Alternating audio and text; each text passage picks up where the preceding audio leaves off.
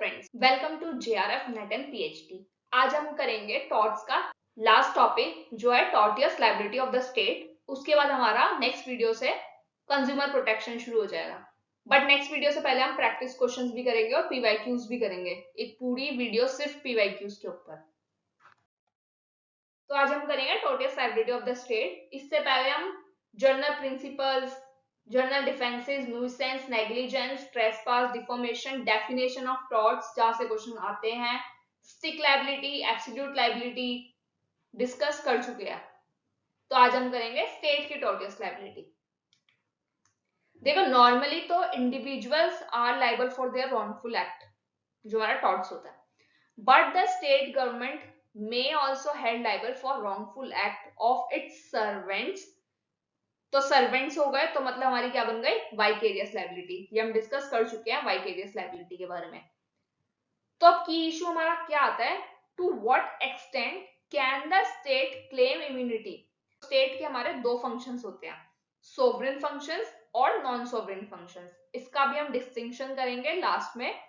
तो जो sovereign functions होते हैं वहां पे स्टेट जो है वो इम्यूनिटी क्लेम कर सकता है, मतलब यहाँ पे स्टेट लायबल नहीं होता है, यूजुअली लायबल नहीं होता है। बट नॉन सोवरेन फंक्शन में स्टेट इज लायबल, यहाँ पे स्टेट की लायबिलिटी हो जाती है।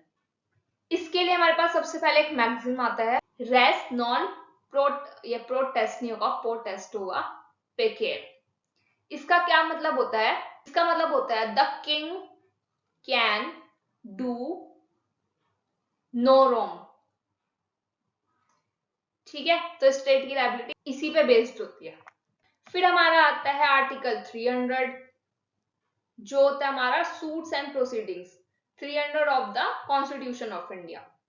तुम्हारे आर्टिकल 300 से ही स्टेट की टॉर्टियस लायबिलिटी गवर्न होती है। तो 300 याद रखना, ये PYQs में आया हुआ है और ये मैगजीन भी PYQ में आया हुआ है, तो दोनों याद रखना।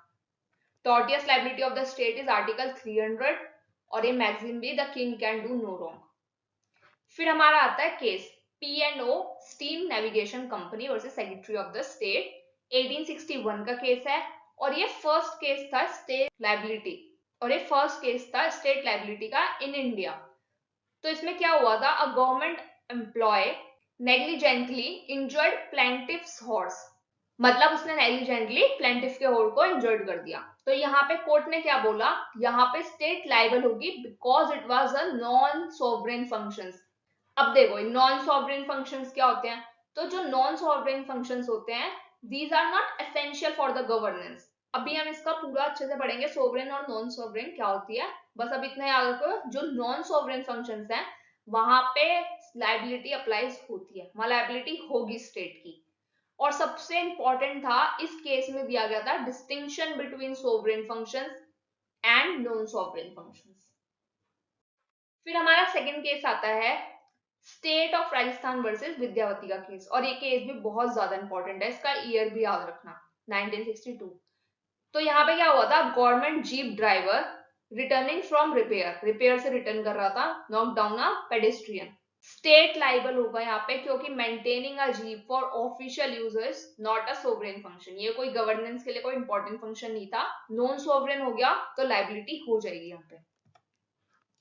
थर्ड केस आता है हमारा कस्तूरी लाल वर्सेस स्टेट ऑफ यूपी का, 1965 का केस है ये।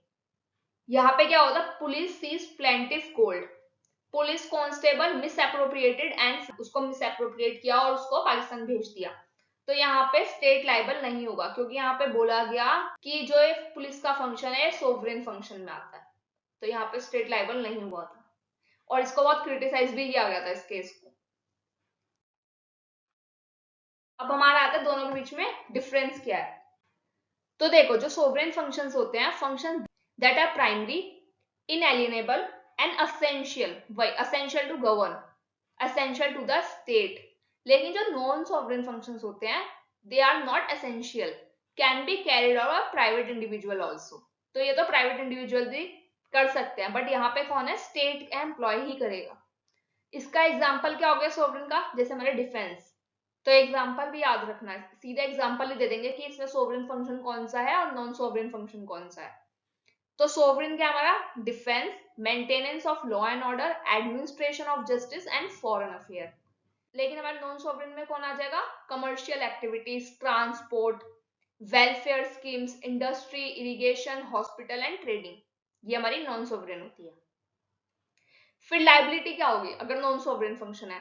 तो सोवरेन फंक्शन में इम्यूनिटी मिल जाएगी स्टेट को, state can claim immunity, but non sovereign में अगर रॉन्ग होता है तो स्टेट लाइबल होगी।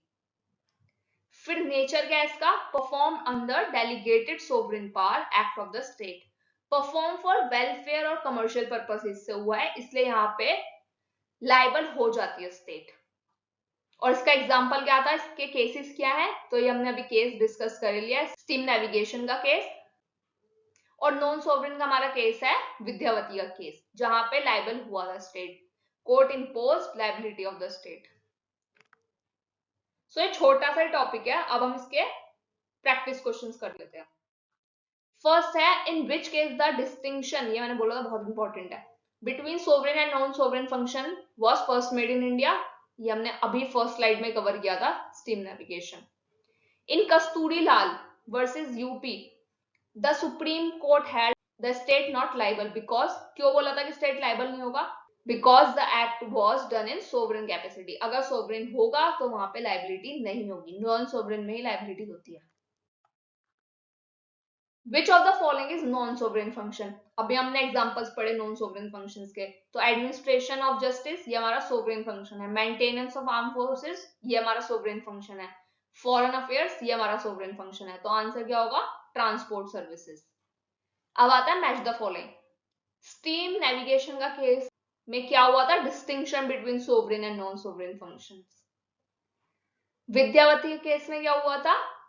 लाइबिलिटी ऑफ द स्टेट, और कस्तूरीलाल के केस में state not liable for the sovereign function बोला गया था। फिर हमारा आता है आज का last question, the state in immune from liability for the sovereign function, ये स्टेटमेंट एकदम करेक्ट है। Such functions are inalienable and essential for the governance, ये भी हमने डिस्कस कर लिया है, तो ये दोनों correct, A true, B true and R is the correct explanation. So that's all for the video.